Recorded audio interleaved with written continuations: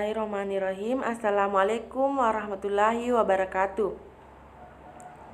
Alhamdulillah, pertama-tama dan yang paling utama, marilah kita panjatkan puji syukur atas kehadirat Allah Subhanahu wa Ta'ala yang telah memberikan kita nikmat keimanan, kesempatan dan kesehatan sehingga kita pada hari ini dapat melakukan perkuliahan secara daring.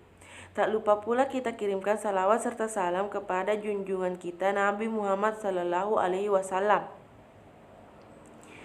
Baiklah, saya akan memperkenalkan anggota kelompok 1.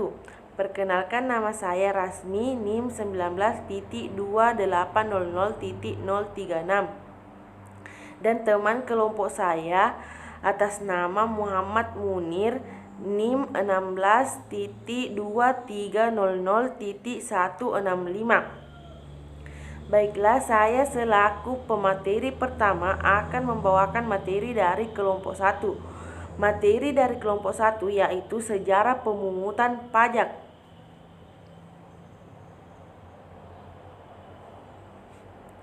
Sejarah pemungutan pajak. Pada tahun 509 sampai 27 sebelum Masehi di Roma, ada beberapa pungutan yang diwajibkan kepada rakyatnya dengan sebutan seperti censor, quaestor, dan jenis pungutan lainnya.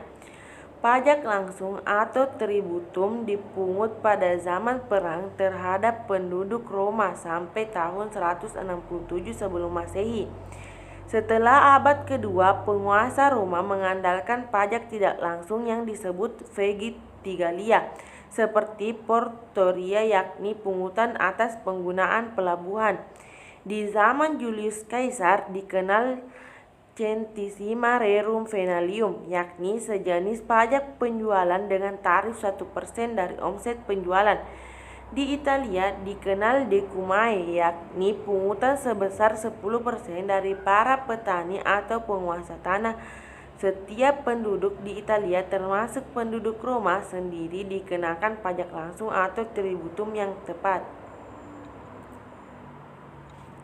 Di Mesir, pembuatan piramida pada akhirnya dilakukan dalam bentuk kerja paksa yang pada mulanya adalah suatu bentuk pengabdian dan sifatnya sukarela dari rakyat Mesir.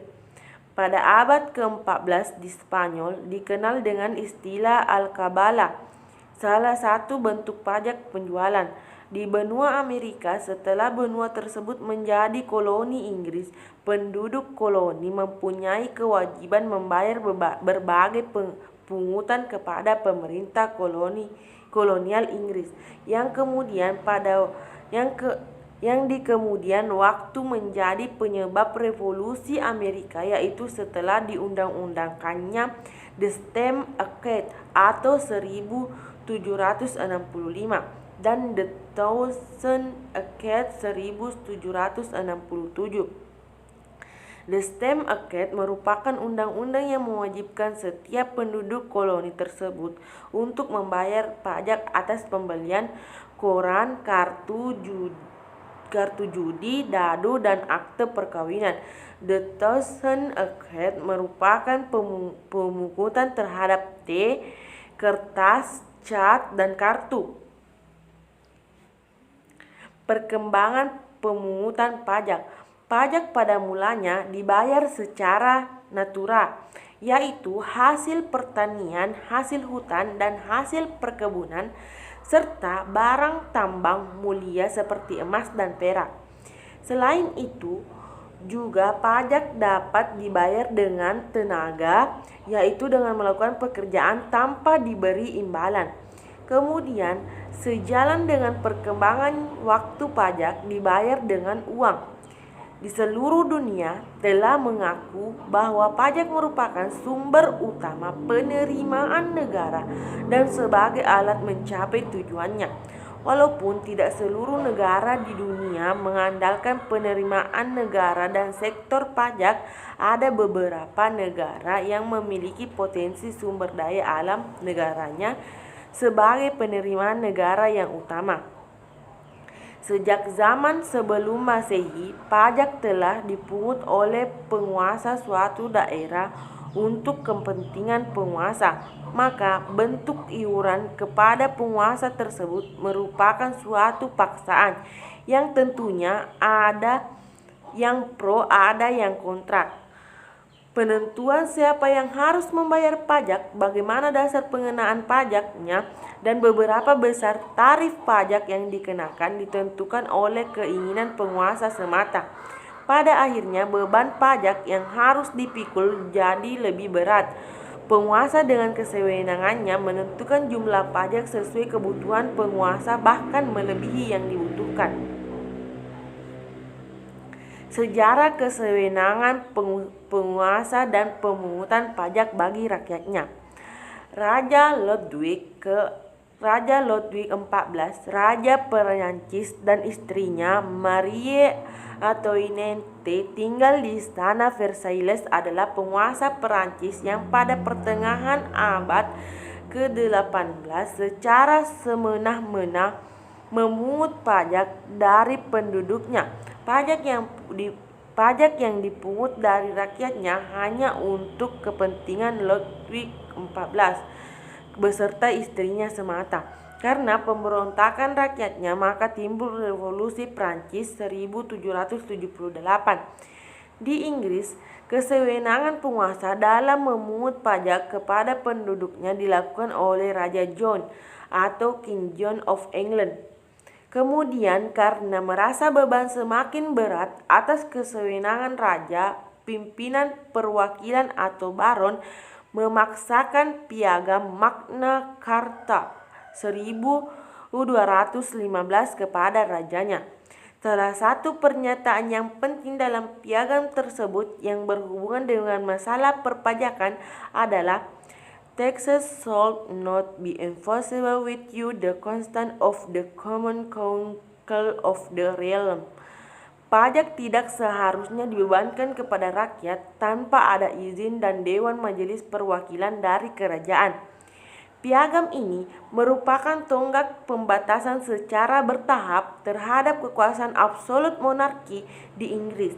Di Indonesia tidak luput juga kesewenang-wenangan dari penjajah. Pemerintah kolonial Inggris yang menjajah Indonesia di bawah Thomas Stamford Raffles menerapkan kesewenangan pemungutan pajak dengan Land Rent 1813. Pemerintahan kolonial Belanda juga melanjutkan kesewenangan dalam pemungutan pajak sehingga makin menyebabkan kesengsaraan rakyat Indonesia. Pajak yang dipungut dari rakyat Indonesia benar-benar hanya digunakan untuk mengisi kas pemerintahan kolonial. Mungkin itu materi yang sempat saya sampaikan. Materi selanjutnya akan dibawakan oleh pemateri kedua, yaitu Muhammad Munir, NIM 16.2300.165. Kepada saudara dipersilahkan. Jadi di sini saya akan melanjutkan materi, yaitu ahli pemikir di beberapa negara yang memperhatikan masalah pemungutan pajak oleh pemerintah.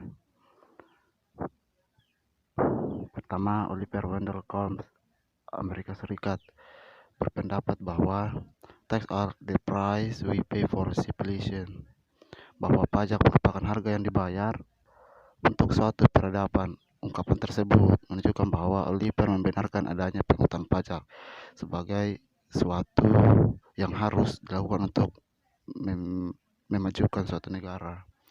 Berikutnya ada Benjamin Franklin dengan adanya ungkapan nothing is certain but tax and died, bahwa tidak ada seorang pun yang tidak akan tersentuh oleh pajak dan kematian. Berikutnya Theodore Roosevelt, untuk memotivasi warga Amerika Serikat memenuhi kewajiban perpajakannya. Berhubung peningkatan kebutuhan dana negara dalam menghadapi Perang Dunia II.